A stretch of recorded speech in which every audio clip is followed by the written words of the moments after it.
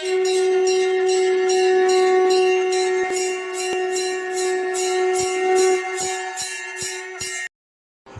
ஸ்ரீ குருப்பியோ நமஹ.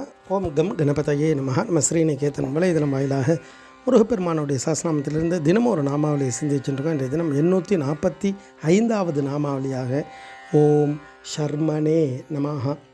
முருகப்பெருமான் இந்த நாமாவளி சுகரூபமாய் இருப்பவருக்கு நமஸ்காரம் அப்படின்னு வர்ணிக்கிறது. அதாவது சுகவாசின்னு சொல்கிறோம் இல்லையா, அது மாதிரி இருப்பார் குமார பரமேஸ்வரன்.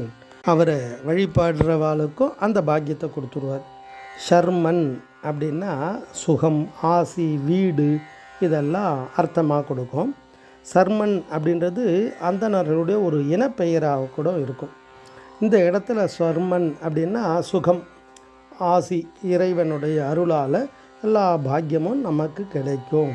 அதை கொடுப்பவராக இருப்பவர், நல்ல எல்லா விதமான சுகமாக இருக்கார் அப்படின்னா அதுக்கு அர்த்தம் என்னென்னா துன்பம் இல்லாமல் இருக்கார் அப்படின்னு அர்த்தம்.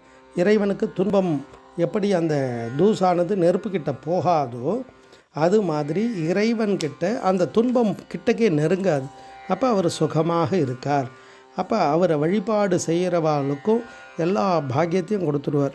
அதை திருப்புகழில் சொல்லுவார், நிதி பொங்க பல தவங்களால் உனை மொழியும் புத்திகள் தெரிந்து நான் உனை நிகர் சந்த தமிழ் சொரிந்து பாடவும் அருள் தாராய் அப்படின்றார்.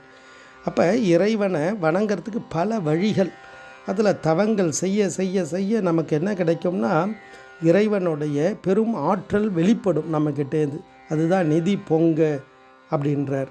அப்போ இறைவனுடைய அருள் வெளிப்படும். சுவாமி பூஜை பண்ணால் சுவாமி வரணும் அப்படின்ற அவசியம் இறைவனுக்கு இல்லை. ஏன்னா அவர் போக்கும் வரவும் புனர்விமிலா புண்ணியன், அவர் எங்கும் இருக்கார். அப்போ அந்த தவத்தாலையும் அந்த மனதை தூய்மைப்படுத்தி சந்த தமிழ் பாடுறதாலையும் நமக்கு என்ன கிடைக்கும்னா இறைவனுடைய அருள் கிடைத்திடும்.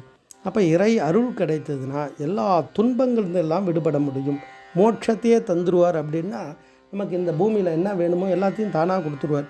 அதனால தான் அவரை இகபர சௌபாகியம் அருள்வாயே அப்படின்னா அடியார்கள் கேட்டிருக்கா. இந்த பூமியில் என்னெல்லாம் வேணுமோ எல்லா பாக்கியமும் கிடைச்சிடும், தேவலோக வாழ்க்கையும் கிடைச்சிடும். இந்த ஆத்மா எப்பொழுதும் சௌக்கியமாக இருக்கிறதுக்கு குமார பரமேஸ்வரனுடைய அருள் கிடைச்சிடும். அப்போ இதெல்லாம் சௌக்கியமாக, சந்தோஷமாக, ஆனந்த வடிவமாக ஒரு சுகவாசியாக இருக்கக்கூடியவர் குமார பரமேஸ்வரன் அப்படின்றத இந்த நாமாவளி தத்துவார்த்தமாக வர்ணிக்கிறது.